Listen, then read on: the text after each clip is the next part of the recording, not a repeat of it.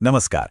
अगर आप जीव विज्ञान के एग्जाम्स की तैयारी कर रहे हैं तो ये जानते ही होंगे कि पादप और जंतु ऊतक यानी प्लांट और एनिमल टिश्यूज कितना ज़रूरी टॉपिक है। तो चलिए आज इस पूरे टॉपिक को स्लाइड्स की मदद से एकदम आसान बनाते हैं और इसका एक बढ़िया सा रिवीजन करते हैं। तो आज हम क्या क्या देखने वाले हैं? सबसे पहले हम शुरू करेंगे बिल्कुल बेसिक स्ट्रक्चर से, यानी कोशिका से जीव कैसे बनता है। फिर हम पादप ऊतकों को समझेंगे, पहले वृद्धि वाले और फिर स्थायी वाले। इसके बाद हम जंतु ऊतकों का परिचय लेंगे और उनके प्रकारों को जानेंगे। और अंत में एक छोटे से टेस्ट से अपनी समझ को परखेंगे। तो सबसे पहले सेक्शन 1, किसी भी तरह के टिश्यू को समझने के लिए यह जानना बहुत जरूरी है कि आखिर एक छोटे से सेल से पूरा का पूरा ऑर्गेनिज्म बनता कैसे है। ये वो बेस है जिस पे सारी कहानी टिकी है। अच्छा, इसको ऐसे समझिए जैसे कोई बिल्डिंग बन रही हो तो उसकी सबसे छोटी यूनिट क्या होती है? एक ईंट, है ना? बिल्कुल वैसे ही जीवन की ईंट है सेल या कोशिका। जब एक जैसे बहुत सारे सेल्स एक साथ जुड़कर कोई खास काम करते हैं तो वो बनाते हैं टिश्यू या ऊतक। और जब अलग अलग टिश्यूज मिलकर एक यूनिट की तरह काम करते हैं तो बनता है एक अंग, जैसे कि ये पत्ती या दिल। और फिर कई अंग मिलकर बनाते हैं एक अंग तंत्र, और बहुत सारे अंग तंत्र मिलकर बनाते हैं एक पूरा जीव। चलिए अब बात करते हैं प्लांट टिश्यूज की, और इसमें सबसे पहले हम देखेंगे ग्रोथ के लिए जिम्मेदार टिश्यूज, यानी वो ऊतक जो पौधे को बड़ा करते हैं। इन्हें कहते हैं मेरिस्टेमेटिक ऊतक। तो इन दोनों में सबसे बड़ा फर्क क्या है? देखिए, मेरिस्टेमेटिक ऊतक आप कह सकते हैं पौधे का कंस्ट्रक्शन जोन है। यहाँ लगातार नए सेल्स बनते रहते हैं, मतलब इनमें डिवाइड होने की पावर होती है। दूसरी तरफ स्थायी या परमानेंट ऊतक, वो अपने काम पर लग चुके हैं, उनका काम फिक्स हो गया है और अब वो डिवाइड नहीं होते। यही वजह है कि मेरिस्टेमेटिक कोशिकाएं छोटी होती हैं और उनमें वैक्यूल नहीं होता ताकि वो फटाफट डिवाइड हो सकें, जबकि स्थायी कोशिकाएं बड़ी हो जाती हैं और उनमें वैक्यूल भी होते हैं। अब ये डायग्राम देखिए, इससे पौधे की ग्रोथ के 3 मेन एरियाज एकदम साफ समझ आते हैं। सबसे ऊपर टिप पर होता है शीर्षस्थ या एपिकल मेरिस्टेम, जो पौधे की लंबाई बढ़ाता है। फिर तने को जो चौड़ा या मोटा करता है वो है पार्श्व या लैटरल मेरिस्टेम। और तीसरा अंतर्विष्ट या इंटरकैलरी मेरिस्टेम, ये पत्तियों के बेस पर और टहनियों में होता है, जिससे वो लंबी होती हैं। अब सवाल ये है कि जब मेरिस्टेमेटिक ऊतक डिवाइड होना बंद कर देते हैं तब उनका क्या होता है? तब वो बन जाते हैं स्थायी ऊतक, जिनके अपने खास काम होते हैं। चलिए जानते हैं इनके बारे में। सरल स्थायी ऊतक, जैसा कि नाम से ही पता चल रहा है, एक ही तरह के सेल्स से बने होते हैं। इसमें पहला है पैरेन्काइमा। इसका मेन काम है खाना स्टोर करना, जैसे आलू में स्टार्च स्टोर होता है। दूसरा है कोलेनकाइमा, जो पौधों को फ्लेक्सिबिलिटी देता है। देखा है ना कैसे तेज हवा में भी पौधे झुक जाते हैं पर टूटते नहीं, वो इसी की वजह से। और तीसरा स्क्लेरेनकाइमा, ये पौधे को मजबूती देता है क्योंकि ये डेड सेल्स और लिग्निन से बना होता है। नारियल का जो सख्त छिलका होता है ना, वो इसका एक बेहतरीन एग्जाम्पल है।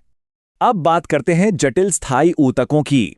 जाइलम और फ्लोएम को आप पौधे का प्लम्बिंग और डिलीवरी सिस्टम समझ सकते हैं। जाइलम समझ लीजिए पानी की पाइपलाइन है, ये जड़ों से पानी और मिनरल्स को ऊपर पत्तियों तक ले जाता है।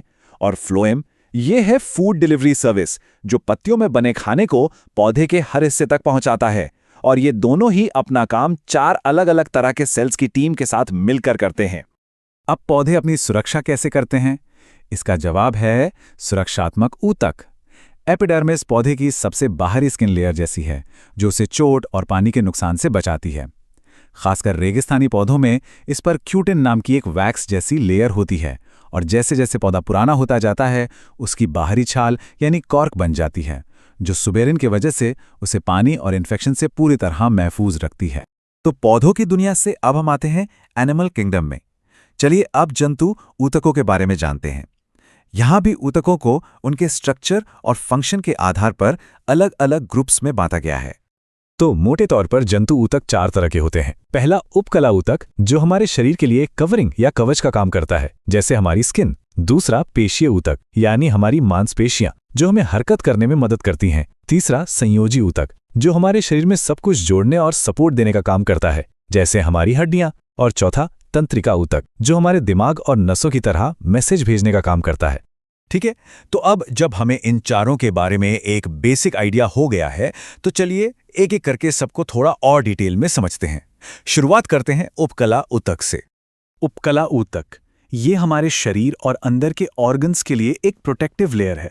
अब इनके सेल्स के शेप के हिसाब से ये कई तरह के होते हैं, जैसे शेल की ऊतक हमारी ब्लड वेसल्स में मिलता है, घनाकार ऊतक किडनी में पाया जाता है, स्तंभाकार ऊतक हमारी आंतों में होता है और पक्षमाभी ऊतक हमारी सांस की नली में होता है, जहां इसके सीलिया धूल मिट्टी को बाहर धकेलने में मदद करते हैं। चलिए अब आते हैं पेशीय ऊतक पर। ये 3 तरह के होते हैं। पहले हैं रेखित या स्ट्रिएटेड मसल्स, जैसे हमारे हाथ पैर की मांसपेशियां, जिन्हें हम अपनी मर्जी से हिला डुला सकते हैं। दूसरे हैं हृदय की मांसपेशियां, जो अनैच्छिक हैं और जिंदगी भर बिना थके धड़कती रहती हैं। और तीसरे हैं अरेखित, जो हमारे अंदरूनी अंगों में होते हैं और अपना काम खुद ब खुद करते हैं, जैसे हमारी आंखों की पुतली का छोटा बड़ा होना। अच्छा, एक मजेदार बात यह है कि मसल सेल्स के साइटोप्लाज्म को सार्कोप्लाज्म कहते हैं। संयोजी ऊतक, जैसा कि नाम से ही जाहिर है, इसका काम है कनेक्ट करना, यानी जोड़ना। जैसे रक्त, ये एक लिक्विड कनेक्टिव ऊतक है जो पूरे शरीर में न्यूट्रिएंट्स और गैसों को ट्रांसपोर्ट करता है। अब बात करते हैं जोड़ों की। टेंडन, ये मांसपेशियों को हड्डी से जोड़ते हैं, जबकि लिगामेंट एक हड्डी को दूसरी हड्डी से जोड़ता है। इसको याद रखने का एक आसान तरीका है, लिगामेंट में एल आता है और ये 2 हड्डियों को लिंक करता है। संयोजी ऊतक के कुछ और एग्जाम्पल भी देख लेते हैं। उपास्थि या कार्टिलेज, ये हमारे जोड़ों को चिकना बनाता है और हमारी नाक और कान में भी मौजूद होता है। एरियुलर ऊतक ऑर्गन्स के बीच की खाली जगह को भरता है, एक तरह का पैकिंग मटेरियल है जो उन्हें अपनी जगह पर बनाए रखता है। और वसा ऊतक या एडिपोज ऊतक, ये हमारी स्किन के नीचे फैट के रूप में एनर्जी स्टोर करता है। और आखिर में आता है तंत्रिका ऊतक, और इसका हीरो है न्यूरॉन, जो हमारे शरीर का सबसे लंबा सेल होता है। जरा सोचिए, कोई मैसेज आता है तो उसे डेंड्राइट पकड़ते हैं, फिर ये मैसेज सेल बॉडी से होता हुआ एक्सॉन के लंबे रास्ते से गुजरता है और नर्व एंडिंग पर पहुंचकर अगले न्यूरॉन को पास कर दिया जाता है। और 2 न्यूरॉन्स के बीच का ये जो छोटा सा गैप होता है ना, जहां इंफॉर्मेशन का एक्सचेंज होता है, उसी को सिनैप्स कहते हैं। तो हमने काफी कुछ कवर कर लिया है।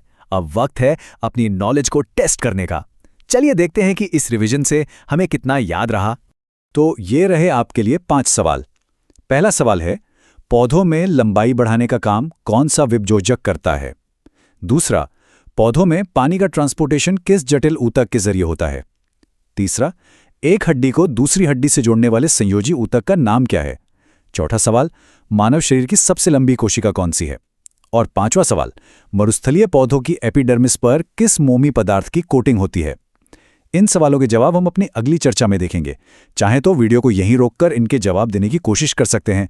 देखते हैं कितना याद है। इसी प्रकार की नई जानकारियों के लिए हमारे चैनल से जुड़ें और आप सभी का धन्यवाद।